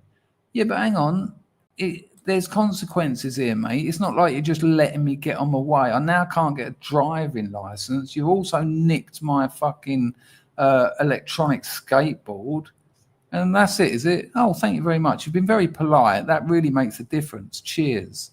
It's fucking ridiculous. The country is nuts. points even before getting the. If you apply for it in the next 3 to 4 years, they will still give you a license. Yeah. 6 in the first 2 years is an automatic ban. For a skateboard officer, I can't believe it. Really sorry if I did something wrong. Like, I didn't know that why my stable was. Can you stop that question? We'll do all I'll just this. go on to the next bit, and then we can get you on your way and get you to a meeting. Okay, so as we've told you, your vehicle's. Did you notice that the copper's not letting him talk?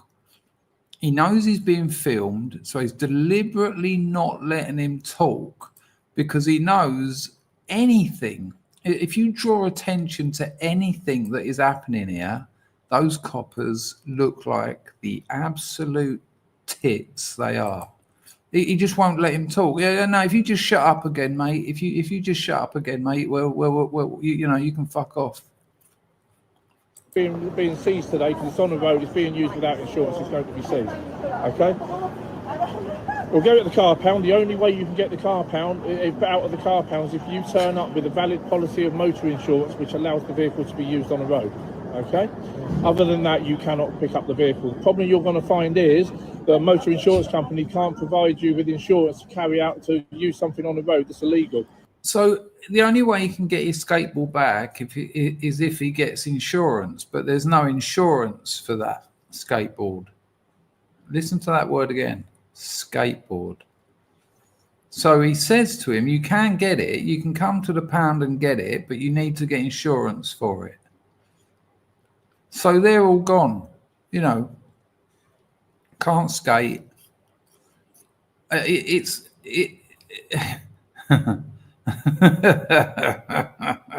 These are illegal to be used on the road, so therefore no insurance company is going to cover you. So I'm just going to lose my boards. In effect, yes, but I can't actually say you're losing your board because you may miraculously be able to find a company that insures you.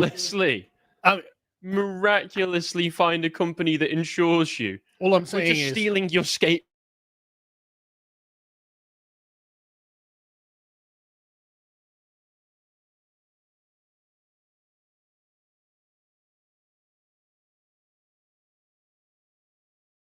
Board, bro, deal with it. British entrepreneurial spirit.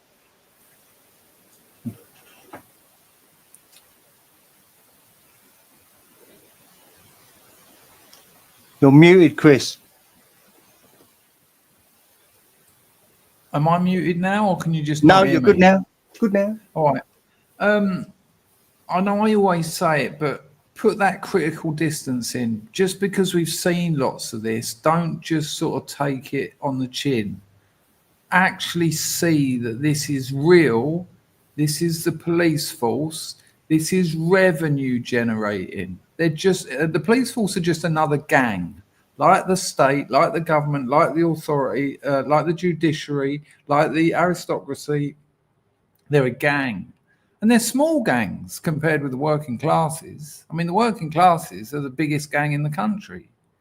But much, as someone said the other day, much like the Warriors, the film The Warriors, when he stood up there and said, look at all us gangs, all in our little bits. If we all join together, we outnumber the old Bill by about 100 to 1. He just in New York City. And this lot of revenue generating, they would have been told to go out, spend 3 weeks just nicking people for skateboards. I was in Sorrow once with one of my missus, and she dropped a cigarette, and I shit you not, these two geezers come running out from behind a car. They were hiding behind a car, and as soon as she put it on the floor, they sprinted over to us, picked it up with a pair of tweezers, let it go out, put it in this little bag, got her to sign it. And it was something like 35 quid on the spot, or 70 quid if you want to challenge it and take it to court or something ridiculous. Just revenue generating. If you've ever been to central London, you'll notice that the pavements are absolutely covered in chewing gum. You look outside a theatre or outside a McDonald's or outside a Boozer, it's like there's more chewing gum than there is pavement. Seriously. And you never see anything about that. But a cigarette that will be rained away in about half a day, 35 quid or 70 quid. And she went for the 70 quid. She said, I ain't giving you 35 quid. And they went, well, you'll end up paying 75 anyway. She said, yeah, but you'll have to work for it. I was like, fair play, fair play. She said to him, she went, I've got plenty of money, but you'll have to work for it. It's madness. And again, these are the mechanisms by which they demoralize. What's his name? That geezer, he was supposedly worked for the KGB defector. I can't remember his name. Bezimov, is it? Someone in the chat will know. Andrei Bezimov. And he talked about the demoralization stage. And these are the actual mechanics of all of that. The things we've seen, the honey traps, the fucking nicking someone for a skateboard. And it gets worse. In a minute, you're going to see a geezer walked into some old woman's house. The police were called and they were like, yeah, trespassing's not a fine, not illegal. So you can do that, can you? You can just walk into someone's house. That's not a crime. And they said, yeah, because his door was open. It's like, wow. And wait till you see the geezer it was that walked into his house. Yeah, there's something about his appearance that would make me a little bit concerned. Literally because it's probably got like a small electric motor on it. Yeah. Therefore, there's some really like fine print law that says, oh, that's illegal on the road then. Yeah, and he made the mistake of... Yeah, but there's plenty of push bikes these days, electric bikes, isn't there? Loads of them on the roads. Going on the road with these fine gentlemen police without officers. A license. Without a license, yeah, literally. And then you've got other videos like this. Now, I can't attest to the authenticity of this video. You know, who knows whether this caption's correct, but the optics of it are just really bad. No, you want to around?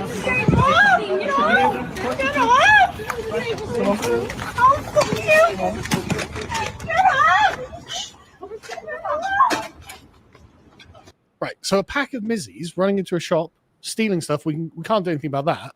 But a schoolgirl with a McDonald's, I mean, what could she have possibly actually have done, right, to warrant 3 cops dragging her off? Right, who knows, right? And yeah, exactly. You know, you can go into a shop and just rob it blind and have the government tell you to put your expensive stuff at the back. But what, a 14-year-old schoolgirl being manhandled away? I wonder if it's got something to do with the colour of her shirt. Looks really bad. And then again, because that's what they're equipped to handle. Welsh choir boy. Go on, Packer. That's what our police force is equipped to handle these days. That's all they're up for. That's as good as they are. 14-year-old schoolgirl in a McDonald's probably kicking off about something. They can handle that. But if there's 3 or 4 of them wearing puffer jackets and face masks, they can't. This is the geezer that walked into some old woman's house and got nothing. If I could, I don't think I can zoom in, unfortunately, but hang on, let me get a little screen grab of him for you.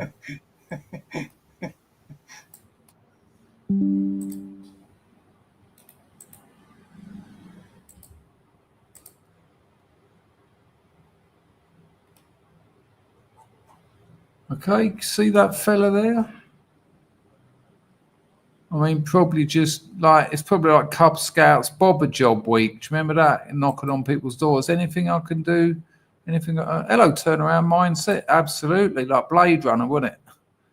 Yeah, he's got the same look as that fella that murdered those poor 3 kids. Is he wearing a balaclava? Fucking hell. Yeah, this story is absolutely shocking. Let me know you still got audio, please, people.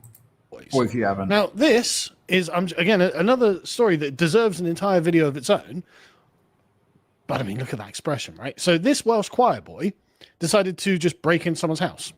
The police were called, and the police were like, no, we can't arrest him because he's trespassing.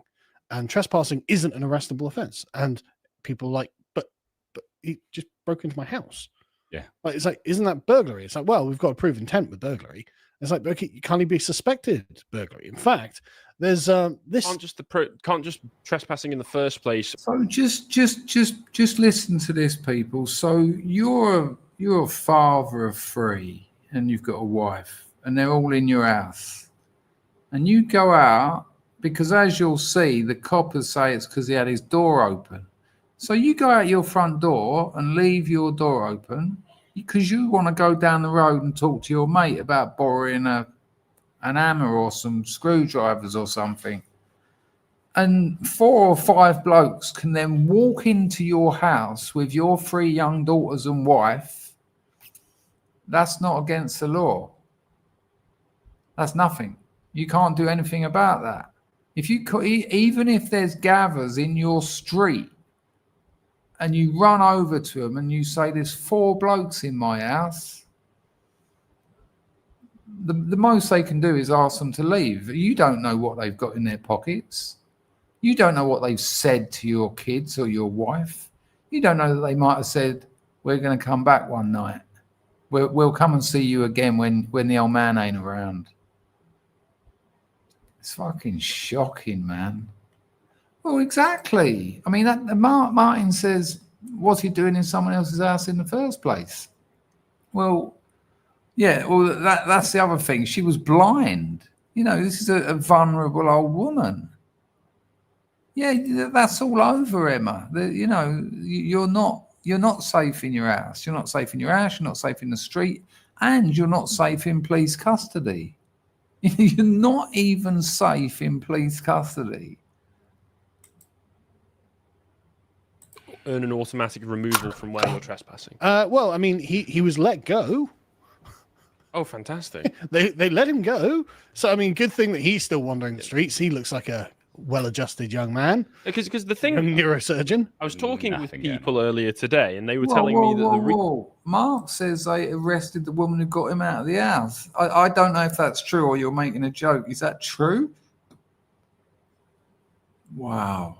The reason that they were trying to excuse it was because apparently the person's front door was open when he walked. It's 2:30 in the morning, people. If you'd like to donate, that would be kind. If you can't or don't want to, that's also all right. Walked in. Oh, well, that's okay then. So that's fine. So if I'm walking out of my house, because, you know, there are circumstances, shockingly, where you have to open your front door. if somebody just decides as I'm walking out of my house to walk in, yeah. So is that an open invitation, according to the police?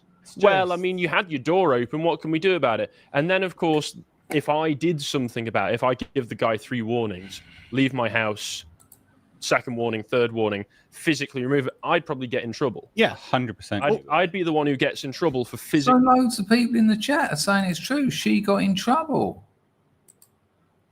You know, I know plenty of people, as I'm sure plenty of you do, and I'm sure plenty of you are these people, that if someone I tell you what, if someone walked into my house who I thought was in any way threatening, I have a weapon of choice that is tactically located, and they'd be copping it repeatedly. And then I'd go to prison. I'd go to prison for protecting my missus. Look at that. Look at that. Look at England. It's just absurd. You'd end up in prison for protecting your family and your property. It's just, you know. And so, you know, we've always said this. You can't have nothing. You can't have nothing. I think pepper spray and brass knuckles both come under firearms, weirdly, which is a mandatory 5-year. I mean, really. So her daughter got arrested because she pulled out a knife to get him out. And if she didn't have a knife, would he have left? And then now she's probably going to go to prison for threatening behaviour with an offensive weapon. Probably, maybe. She told him to get out and he didn't. And then she got a knife and told him to get out. Probably. Maybe. Yeah, it's not a great look, is it, Anglo? But they let him go. They just let him walk. Removing him from my house. Who are the men that pick for scraps amongst the ruins at the end of history? you should know because you encounter the A little bit of Fellaheen advertising. themselves. They represent his Sargon's condition. Island. What's interesting is that other people were arrested in this event, just not him. The people who lived in the property, they were arrested because they caused trouble, apparently. And I mean, you've got videos of them just being like, "This surely cannot be real," and they're like, "Well, it's just trespassing. It's not an arrestable offense." But this guy who's filming, I won't play it just for. No, we will play it actually because it's just remarkable. Right, check this out. This man in this vehicle has just entered a lady's property without her consent, and these officers have said it's not an offence. They're letting him go. Officer, how is that not? Look at him. Look at him.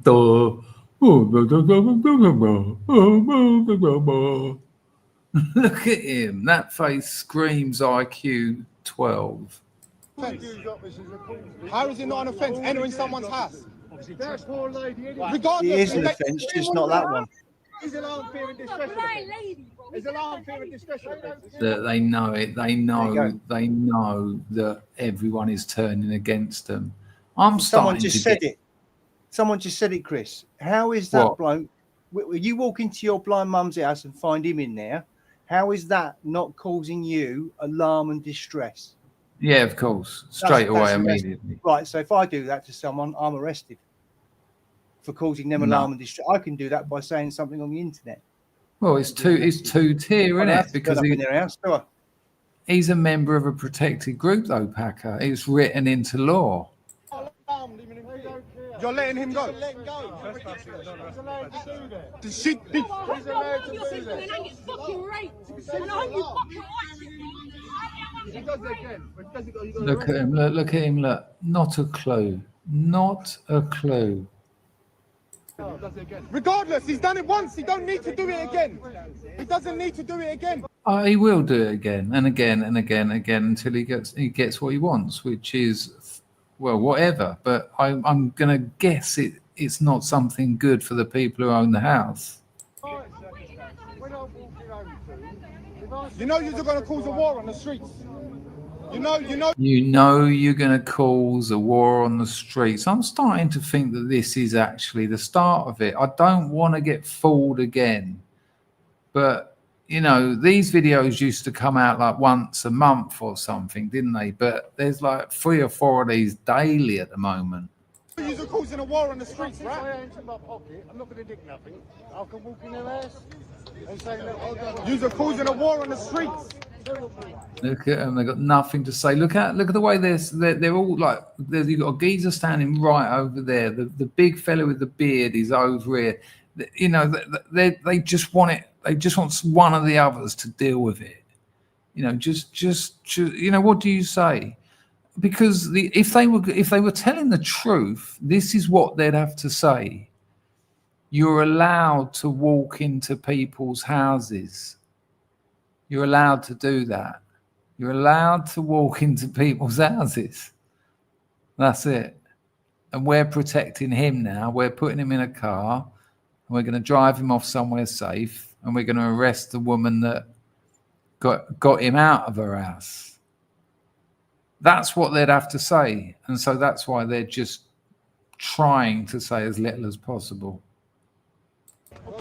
How are you letting him go? What's your name? I'm going to walk in someone's house and not say nothing. And I'll get all their collar numbers. You have said that it isn't an offence entering a property. Can I have your name and number? Yeah, go for it. Do you think it's not an offence entering a property? Regardless, if I entered your house with your wife and kids in there, are you going to be angry and want to get me arrested? Be angry, but you have to prove intent for it to be burglary. I had done the same thing when I was 16. Honestly. No, I mean, he's got a good point. I don't think this guy's intent was burglary. Yeah. I think this guy's intent was way worse than burglary. Statistical likelihood. But look at the expression. Like, I think this guy's intent was the intent of a Welsh choir. And this geezer goes back to his gang and says, "Oi, guess what?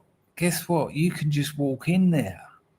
They got me out. They looked after me. The woman who got me out of the house, she got arrested. So if you see any doors open or ajar, like where I grew up, all the doors were open in the summer. They were wide open. As a kid, I just walk into different people's houses and get a glass of orange juice and a Jaffa cake or something. And, you know, these days, you've got 5-old Bill there, and you can just walk in. You can walk in there at someone else's house. Why would you want to do that? Wow. Boy, frankly. And yeah, you know, the cops are just like, well, I'm not even going to try and make a case that he might have been in there for nefarious reasons. He's clearly just an innocent lad who's looking for wherever it is we build. I wonder if he even got searched. I wonder if they had a look at his criminal record or anything. Rockets in this country, and he's just walked into the wrong domicile. Didn't do He's nothing. probably an architect in training. Precisely. He was just sizing the place up because he's like, I'm going to build something like this. Yep. But that's the point, right? And look at the fury in the people on the streets, right? You are going to cause a war on the streets if you keep going like this.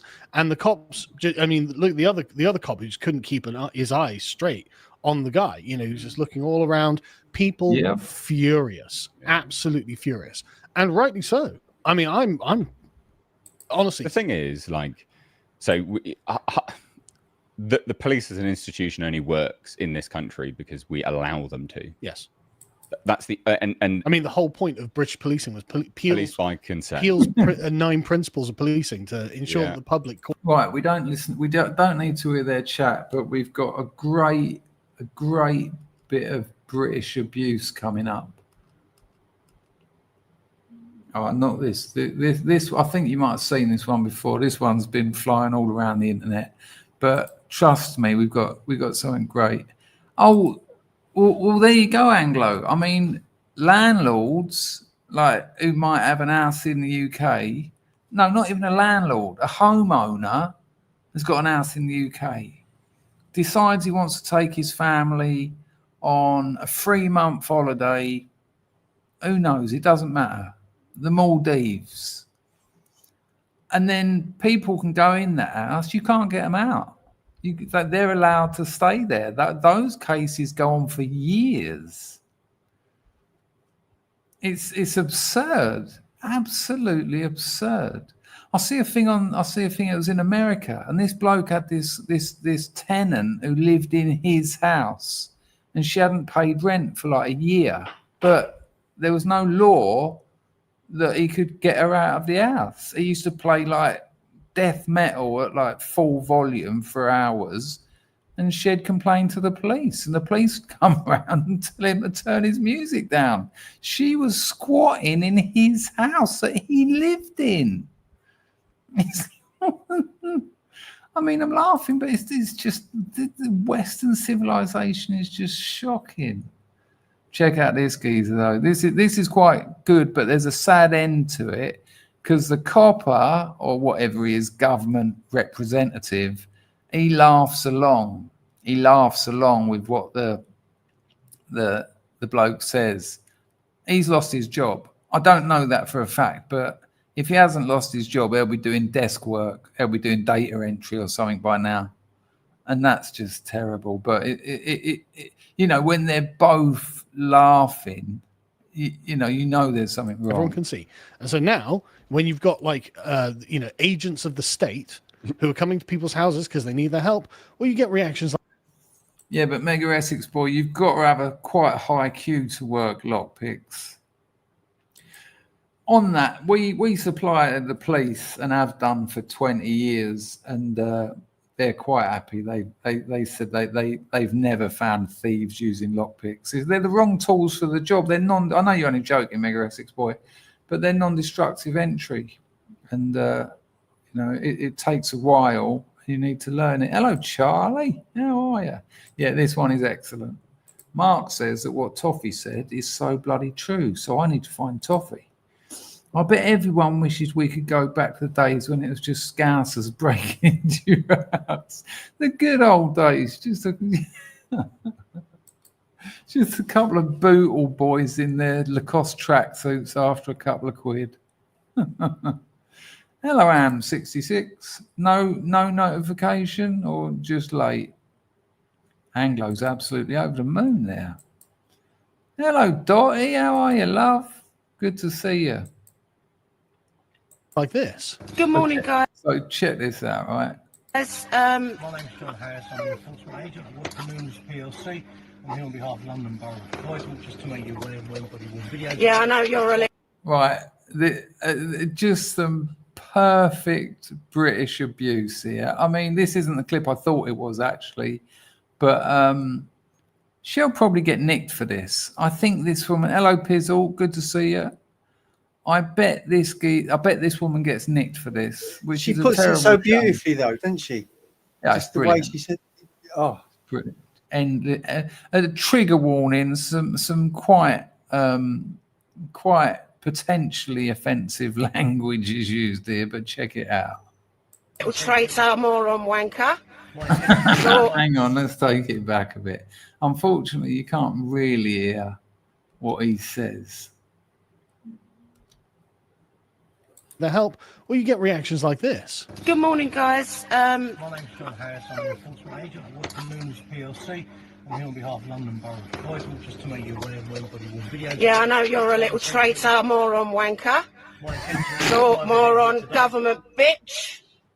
Your protection of mine can be used in evidence. Yeah. The courts are going down. You're going down. And you're going on YouTube, Facebook, Telegram. You're going to be made famous as a little traitor midget Gestapo cunt that you are. Have a lesson, madam. Yeah. Have it up your ass, cunts. You're going to prison soon. And you're going to be famous in about 2 minutes when I put this on Telegram. There's a group against are going to take you all to court for harassing people through getting money through menaces. So I hope you won't sleep at night again, you cunts, because you won't be soon, because you're all going to prison, you little fat midget. There are. I mean, please never let the English lose that mouth, that potty mouth. It's fucking brilliant. One in the chat if you're arguing with her. Two if you're not. Yeah, you'd rather have a fight with a fella, wouldn't you, than have No greater insults than what the English can throw. Yeah, I mean, it's a very physical language. I love it. I adore it. It's so good. But it's also what's really great about English insults is they're really good at stripping someone's dignity. You know, he came, I'm here from the London Borough or whatever. And I was like, no, I'm not even going to repeat what she's. Yeah, exactly. Yeah, that geezer won't be famous. So, hello, Dennis. How are you, mate? Good to see you. He hasn't got any friends. That's why he's in that job. Yeah, he doesn't do anything. He goes to work. He does what he's told. He goes home. He makes he's got one of those tins of what's that tin? You can get a tin that's like an English breakfast in a tin. Oh my days. Yeah, he plonks that on a plate. It comes out like pedigree chum with the shape of the tin still on the plate. Sticks it in the microwave, sucks that up with a straw, and then goes to bed. It's a fucking joke. Wait, I'm making a video about the old TV licenses on it at the moment. Do you remember the old that pretending they had those vans driving around with radars on the roof? If you haven't paid your TV license, the TV license Gestapo are in your area, so you fucking better pay up. Are you scared yet? Ridiculous. You're a traitor, fat midget. Like, I wish the audience could hear what we can hear in here, because that entire thing was just Samson howling, wetting himself. Right, it's 2:45 in the morning, people. I've got to do some writing, and me talking is keeping the missus up. So I hope you enjoyed that. Tried to do something a little bit different with a bit of a reaction there, and I hope it worked. Sorry about all the mishaps at the beginning, people. But look, I want to know now. There's 97 people. I'll be streaming tomorrow night as well, and I'll get all my computer problems sorted out. So probably start 5 o'clock tomorrow. So come along tomorrow. Friday night is always a good one. Lovely to see 100 people in here, but I've got to knock it on the head. But let me know, Chris. You're all right, mate. I was terrified. When you weren't here. Let me know in the chat, though. We've had a little bit of time to think. So let me put a poll in the chat. I think that's the best way of doing it, actually. I'm going to put a poll in the chat. What are the questions? Let me try and think of the questions. Hang on. Can you like the stream, people? More chance it will get sent out to other people. Oh, yeah, I got 100 new subscribers in the last month. That's more than I've had in the last 5 years. So something's working. I'll probably have to edit the first 10 minutes of this video off, though. Let me put a poll up. Hang on. Right, how do I do this? Right, I go there, start a poll. Right, here we go.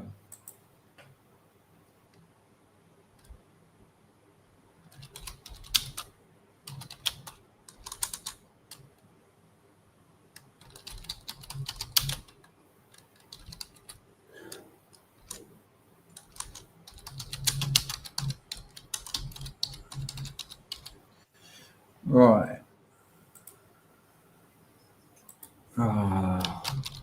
I don't let you write many questions. It's going to be pretty simple.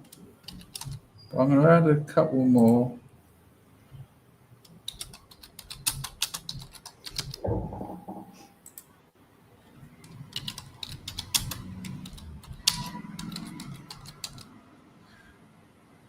I'm limited to 4 responses. So essentially, will England have a revolution? Now, don't let revolution make you think of communists, because that's what we need is a revolution. We need the state to be overthrown. That's what needs to happen to stop all the madness. And there's so many facets of that madness, from taxes to immigration to the NHS to the welfare system to the policing system to the judiciary to education.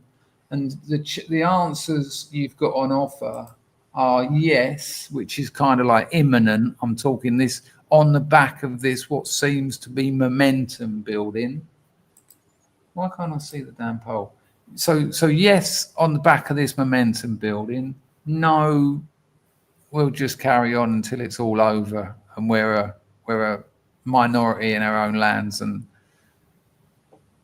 we've got no power or money left. Maybe in a few years, or maybe in a hell of a long time. So I'll give you a few minutes to answer that. Packer, what did you make of the show apart from the technical problems, which sorry, always you have to know this. Brad just commented on my backdrop, and then Emma Glass commented, I haven't just walked into someone's house. So for people who weren't here at the beginning, I talked to Packer the other day and saw that backdrop, and I thought, wow, he's in his bedroom. No, that's his front room, but just another view. Looks better, doesn't it? It looks so much. It looks like a YouTube. Let me see if I can get Packer. See if I can get Packer as the big one. There you go. Look, he looks like a proper YouTuber, doesn't he? Look. No, you've ruined it now. It's not as it looked more YouTubey when that metal lamp thing was a little bit off screen a bit more. People, look, that's he's got his real, no, the other way. That's it. That's got that sort of YouTube corner of the room look about it. He's got his kosher lava lamp there rather than his fake one. You got that down from the loft specially, did you, Packer? That was in my bedroom, the lava lamp. And it's the wife's lava lamp. Be honest, Packer. Did you? Now you're a regular and well-known YouTuber. Yes. Did you do that? Did you do that for that reason? Did you think it was a better background? Yes. Oh, yes. How lovely is that? That's amazing because it does look better. Yeah, because what you could see before was boring, and I just sit here and don't say anything. It just looks boring, and it's So I thought, if I move, look what you've done. You've made me look ridiculous, though. Look, I'm like. No, you're all right because your mouse moving and noise is coming out, and everybody's paying attention to it. I'm just like, Oh, nice one, John. That isn't the same one again. Sorry, that's the same one as he done at the beginning. I just confused it. That would have been funny though, but I confused it. Let me just check over here. I don't want to. We done Loki. Loki gave 3 futures as well, people. So that's very kind of him. I'll just see if that's updated. There you go. Right, people, I will be streaming tomorrow, even though that is one of the lowest earnings of my streaming career. And I'm thinking of going full-time YouTube when my business dies. So I won't be sleeping tonight. I really do. You're on the good side as well, Packer. You might have to do the outro. You might have to talk about,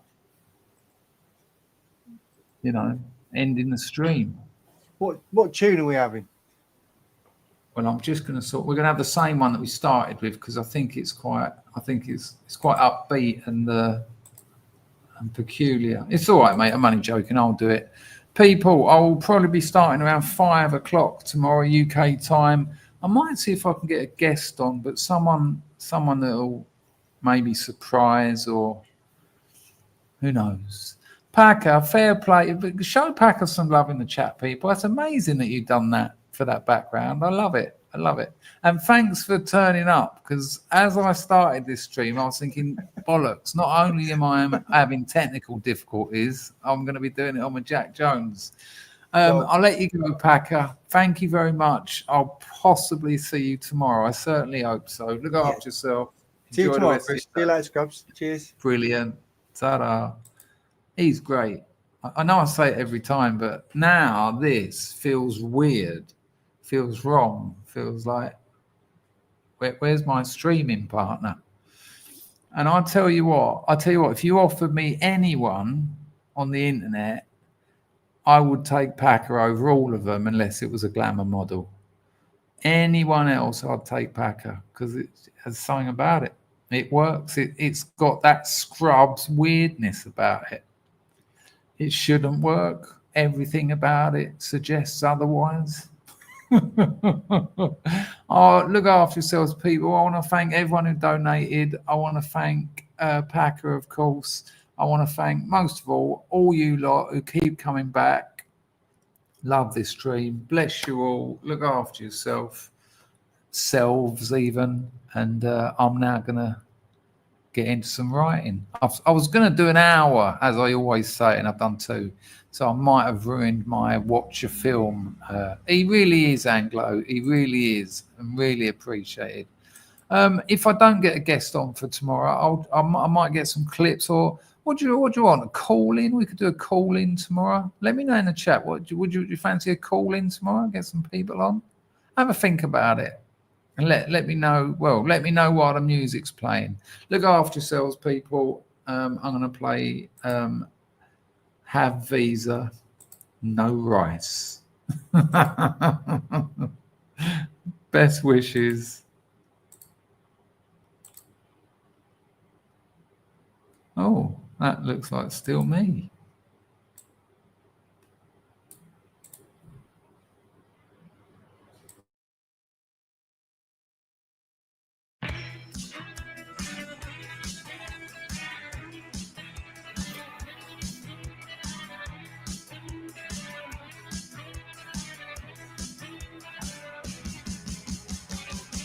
Vì muốnបានវិសាខ្ញុំទៅទូនបារម្ភមើលឲ្យខ្ញុំផុតភាំងនឹងស្មានមិនដល់បានវិសាហើយជាងយើងហឹងយ៉ាងស្កប់ស្កល់មិននឹកស្មានដល់ស្គាល់ទីក្រុងប៉ារីស Oh, bless you, Packer. Thank you, mate. Ridiculous, really, but thank you.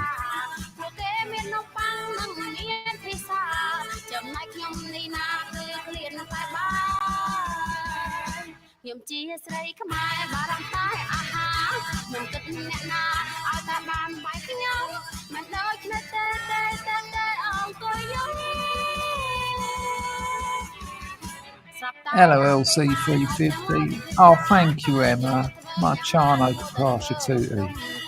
Yeah, see you tomorrow, darling.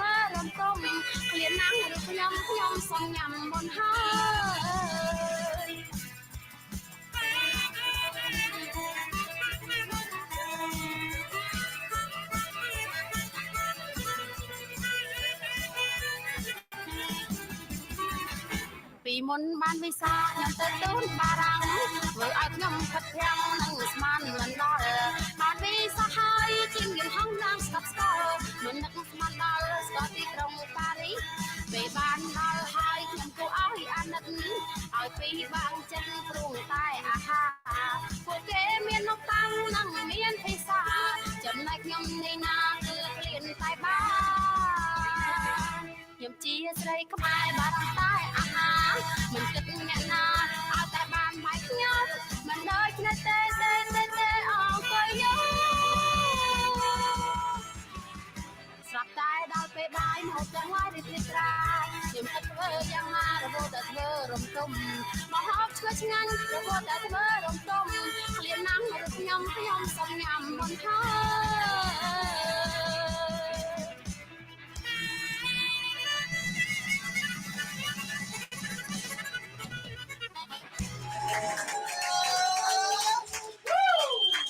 I tell you what, people, definitely worth checking out. The band is called the Cambodian Space Project. And like I said at the start, she died, that singer, but they replaced her. And there's some banging tunes, man. The Cambodian Space Project.